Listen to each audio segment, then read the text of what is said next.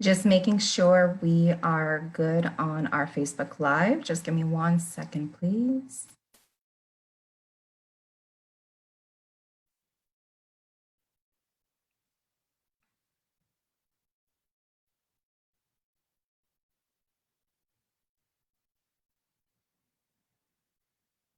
Okay. All right, so thank you guys for joining us today, the people on our Zoom, as well as everyone that is watching this live or the recording. Today, we will be doing a new webinar, which we haven't done before, but this is actually what I'm most passionate about, so I'm very excited to be bringing this to you. We will be speaking about psychology of business networking. So networking is a huge thing that all business owners do or should be doing. So we're just going to look into the power of networking, as well as some strategies and some tips that you can utilize in order to become a better networker. So let's go ahead and get started.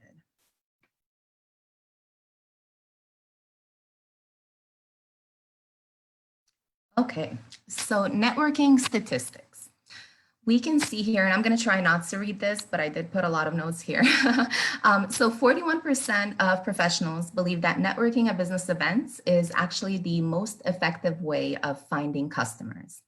I believe that this is absolutely true. I have made so many connections, gotten so many leads and new clients just from networking. We do a lot of networking events with my company, Leading Marketing Solutions, and I truly believe that it is the most powerful strategy that you can use to market your business, but it is a long-term strategy. So this is something that you want to go into and really not expect something right away, but know that you are planting seeds that will pay off in the long run exponentially. So definitely consider networking if you are not doing it yet. Networking is among the most cited reasons for attending trade shows. So trade shows, events with vendors or exhibitors, industry events, these are places where, yes, you go to learn or you go to meet with the different vendors. But as you can see, 43% of people that attend these events, and there are thousands of people going to these events all the time. So 43% of them are actually going just so that they can network. So they have found that this is a great way that they can meet a lot of new people. So this is what they're doing. And then, it's not free to, if you are an exhibitor or a vendor, it's not free to participate. So you are spending some money there, and you can see that actually over 30 billion have been invested yearly into doing trade shows and exhibiting at trade shows, just because businesses have found the huge impact and outcomes that they're getting from exhibiting. And then what else do we have? So for every 100 business cards handed out, business owners can expect at least a $5,000 increase in yearly profits, right? So 100 business cards is not that much to hand out if you are going to regular networking events, if you are a part of your chamber of commerce, or if you are, just going to different events put on by chapters, groups, associations. Those are also all great ways of meeting people.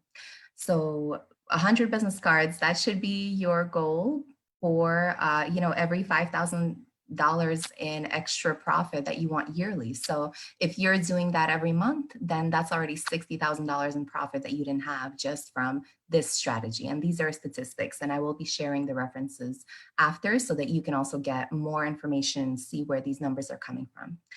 So most jobs, 85% of jobs are actually filled through networking. And I can guarantee that this is true because I have hired people that I met through networking. And then I have seen other people get hired at the networking events that we have hosted. So it's absolutely accurate. I, encourage you, if you're not a business owner, but a professional looking for a job, definitely use networking as a great way to find the next opportunity for you. And if you are a business owner and you're looking to hire someone, also keep this in mind. And, this is just, it's the best way to really get to know someone on a more personal level than if they're coming in for an interview or if they're just sending over their resume, anyone can lie on their resume. They can put whatever they want. And then when they're coming in for the interview, you get to see a version of them that they want you to see. And they're trying to portray themselves in the best light, which they should be doing at networking events as well. But it's a more casual setting, and you can get to know them on a more personal level. And then you can see if this is a person that you really want at your company. So those are some stats. And then we've got a little more. Executives and business owners estimate that about 40% of their prospective customers are converted to new customers with in-person meetings as opposed to without in-person meetings. So yes, we're doing a lot of Zoom right now, which has replaced a lot of in-person meetings just because of COVID. But once we do go back to normal, once there are more networking events going on, and I know that we've got some starting up now, definitely keep this in mind. Or if you are speaking with a lead, a potential prospect, definitely try to get them to agree to meet with you in person. Try not to do just phone conversations. If it's not possible for you to meet with them in person, then definitely do a Zoom. Make sure that they can see your face, make sure that you see them, make sure that you're smiling and that they can see that you're a real person, that you're genuine. So in person is always best. Then we have, for every $1 invested in business travel, companies have seen an average of $12.50 in incremental revenue. So that's a huge return on investment. So for the people that may think that, okay, traveling to meet people in person is not, cost effective, this is some, information here that'll show you that it may be worth it. It is worth it. And this is coming from, again, research from different business owners that have done surveys and have, really spoken to the power of in-person networking. So definitely consider that as opposed to just trying to do phone calls or Zoom whenever we're able to.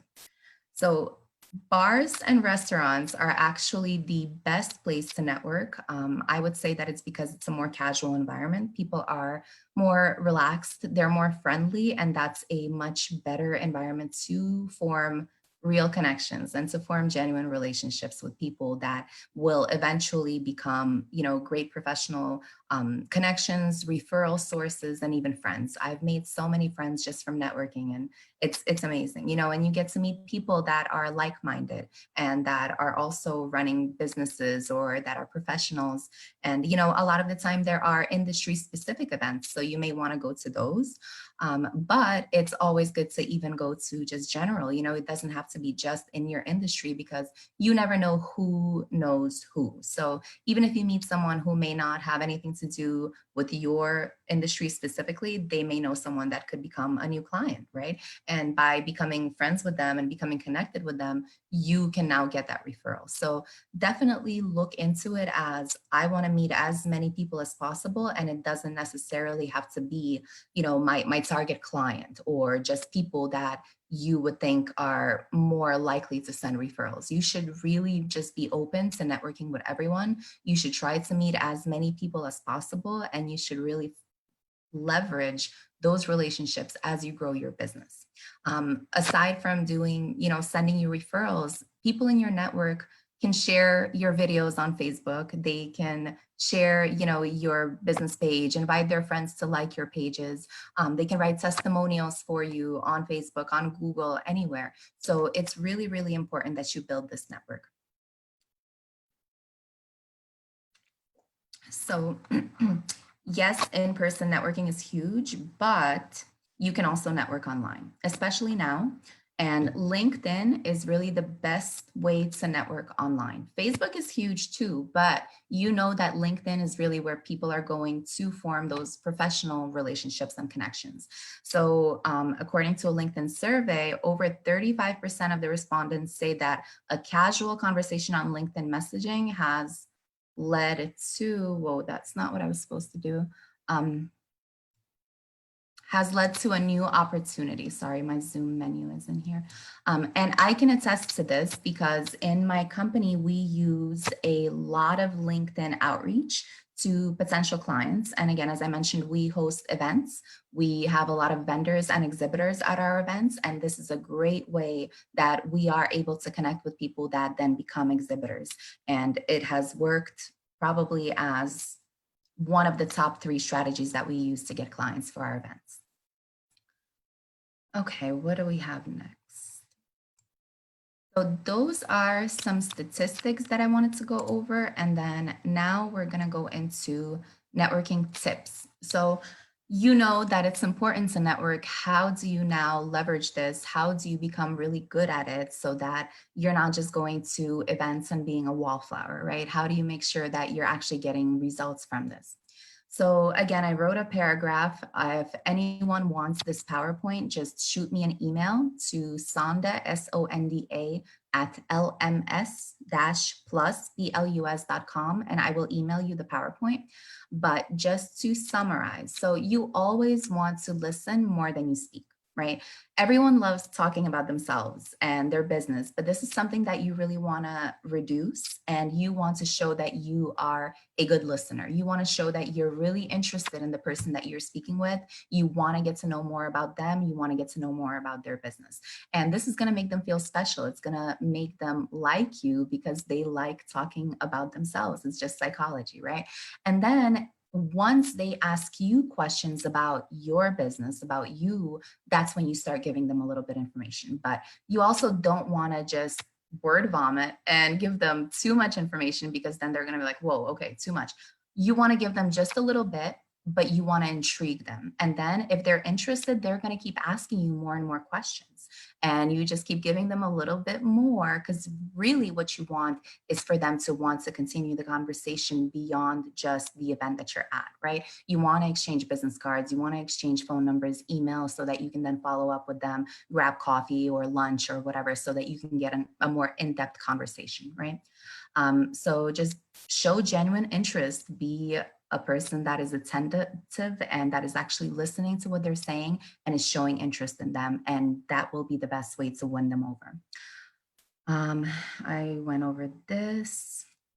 Don't share very personal information too soon. You don't want to get into TMI. You really want to limit the information more to kind of the surface level of what your business does, maybe the types of clients that you have worked with, or the types of clients that you're looking to work with. But you know, you don't want to get into, well, I broke up with my boyfriend last night and that's why I look like this, you know. So you really just want to kind of tone that down, and you want to focus on your business.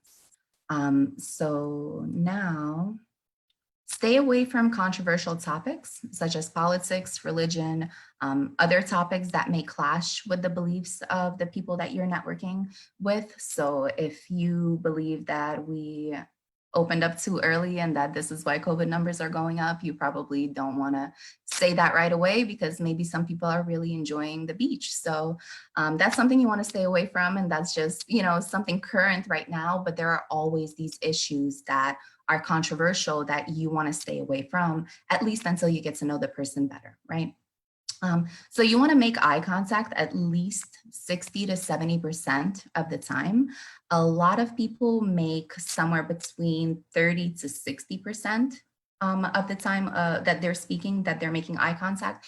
You want to kind of go beyond that. Now, you don't want to go too much. You don't want to look like a creep and just be staring at them, but you definitely want to make that eye contact. You want to keep the eye contact, and that's going to make them feel that you are truly listening to them, that you're really interested in them. So this is incredibly important. And then also with the eye contact, you don't want to be using your phone. A lot of people, a lot of us have our phones on us all the time, right? And you're so used to maybe checking if you got a notification.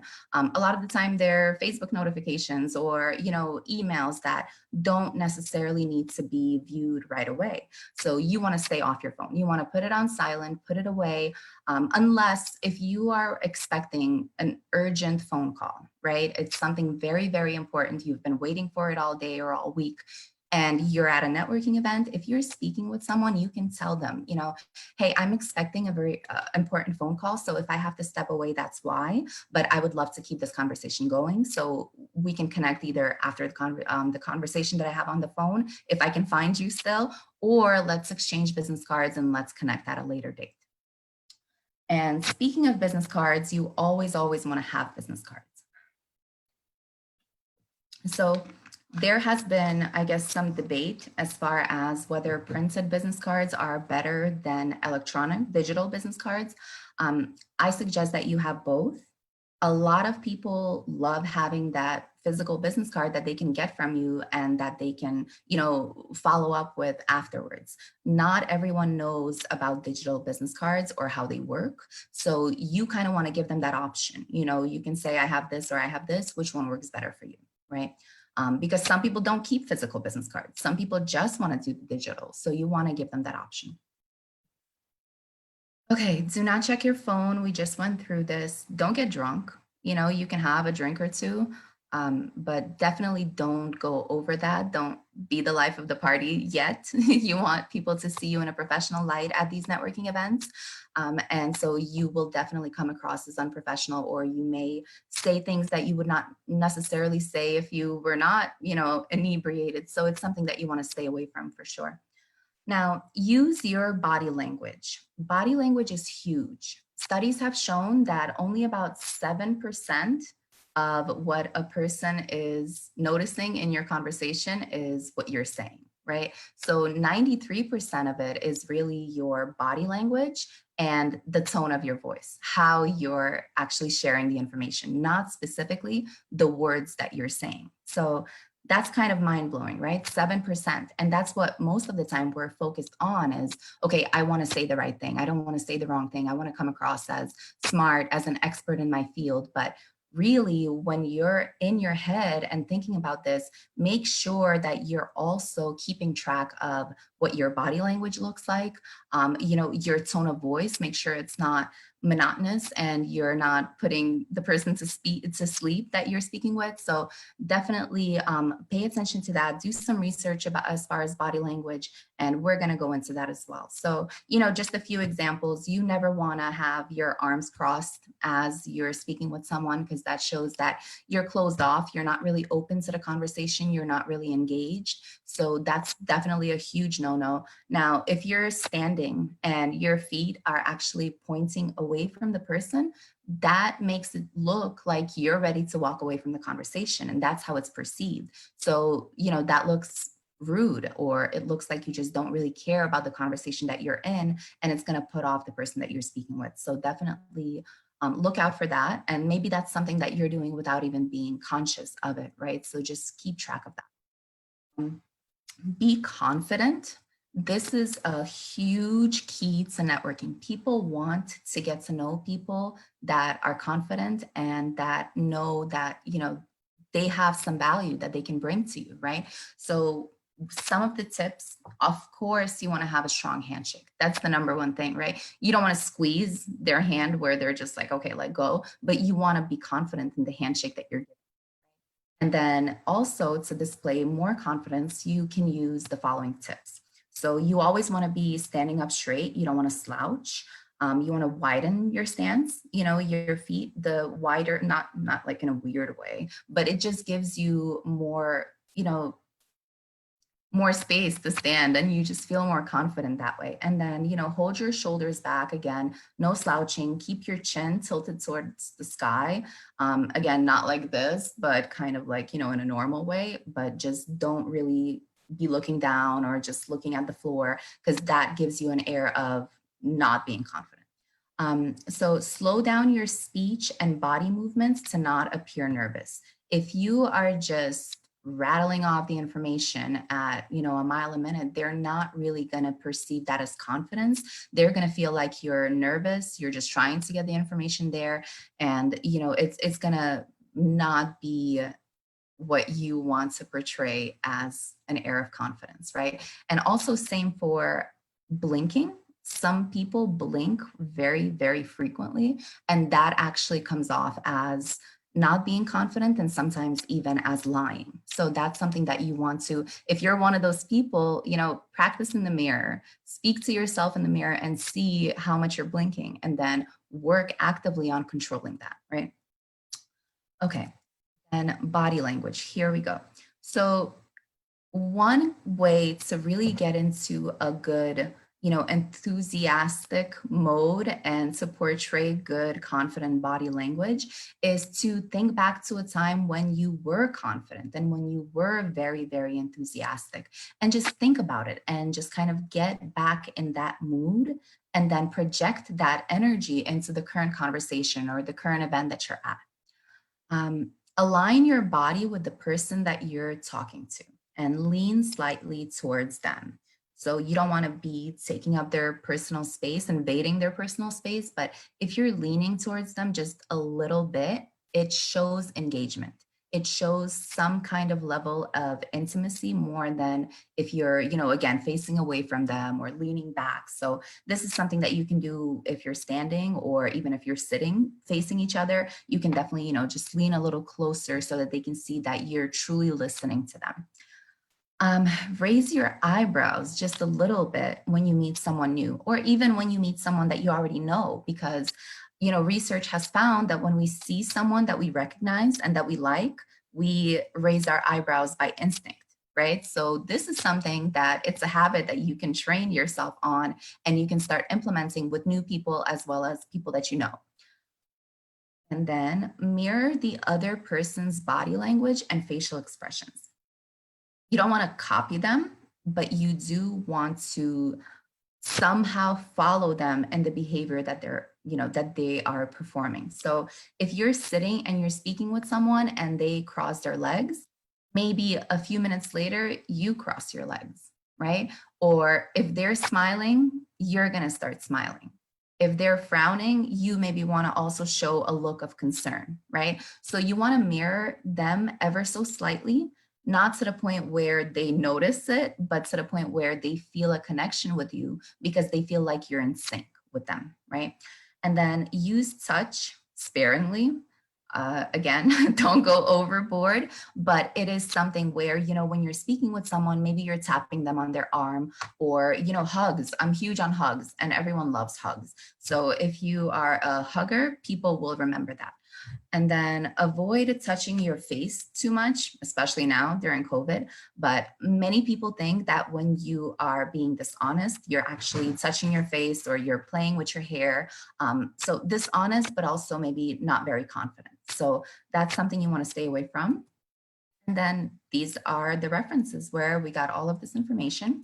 So again, if you are interested in getting this PowerPoint sent over to you, just reach out to me at sonda@lms-plus.com, and I will send it over to you. If you have any questions, just reach out to me on my Facebook profile. And that's pretty much it. Thank you so much for joining us today. I really appreciate your attention, and I hope that you learned something. Thank you.